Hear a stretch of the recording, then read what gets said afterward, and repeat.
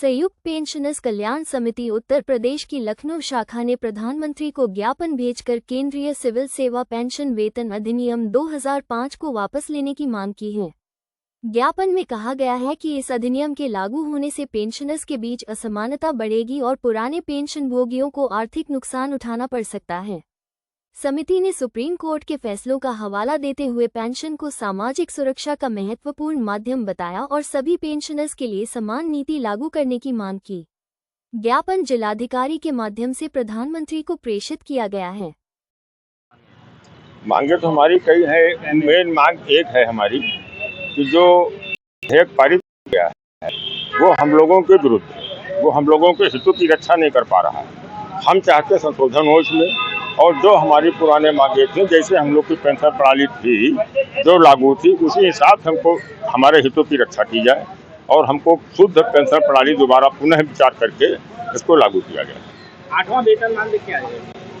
8वां वेतनमान अभी लागू नहीं हुआ। वेतनमान तो अभी लागू नहीं हुआ। वेतनमान जब आएगा तो उस पर विचार किया जाएगा। अभी तो वेतनमान कुछ आया नहीं है। अभी तो ये है जो कुछ दे देंगे उसमें, लेकिन हमारी जो पेंशन प्रणाली में जो निर्णय न लेने का जो निर्णय लिया है इसको भी शामिल करें, हमारी पेंशन प्रणाली में भी पुनर्विचार करें। आप वो जो वेतन आयोग का TOR जारी होता था उसमें उल्लेख रहता था।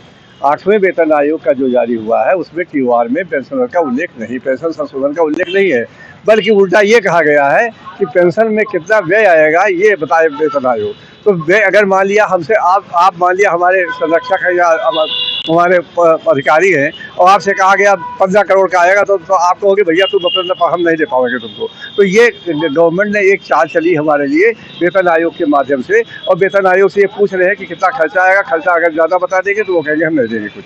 तो ये हम जो इसीलिए वित्त विधेयक का हम यहाँ पुरजोर विरोध कर रहे हैं, और पूरे प्रदेश में नहीं बल्कि पूरे देश में इसका डिस्ट्रिक्ट मुख्यालय पर इसका विरोध किया जा रहा है।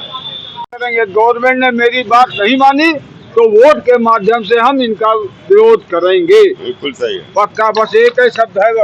भारत सरकार ने वैलिडेशन एक्ट के विरोध में जो जारी किया है उसका सारे पेंशनर्स पुरजोर विरोध करते हैं। उसको समाप्त किया जाना चाहिए। यदि सरकार के द्वारा शीघ्र समाप्त नहीं किया गया तो सारे लोग मिल करके, जैसा कि अभी हमारे पूर्व वक्ता ने कहा, देवरोत्ता जी ने, कि मत के द्वारा सारे लोग परिवार सहित, हित मित्रों के सहित सब लोग सरकार का विरोध करते हुए सरकार को अपदस्थ करेंगे अगर इस तरीके की तानाशाही रवैया सरकार अख्तियार करेगी। ज़्यादा ना कहते हुए, क्योंकि पूर्व वक्ताओं ने सारी चीज़ें कह दिया है, लेकिन सरकार का विरोध सभी पेंशनर्स आज कर रहे हैं, और अगर ये समाप्त नहीं किया गया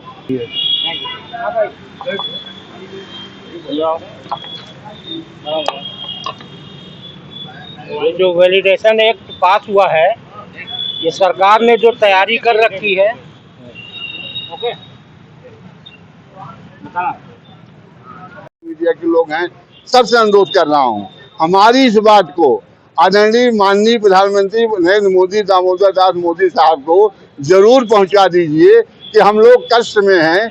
इस कष्ट का हल आपको 27 में फिर 29 में आप मेरे पास आएंगे, तो हम भी जब कष्ट में रहेंगे तो हो सकता है मेरा हाथ पांव कहीं डिग न जाए, जो आपको मैंने बनाया है कहीं बगल न हो जाए। यह कहते हुए अपनी बात समाप्त करता हूँ। संयोजक पेंशनर कल्याण समिति उत्तर प्रदेश। मैं यहाँ आज आप देख रहे हैं हमारे सभी साथी अपना घर छोड़ करके धूप में गर्मी में आकर के यहाँ बैठे हुए हैं। क्यों बैठे हुए हैं?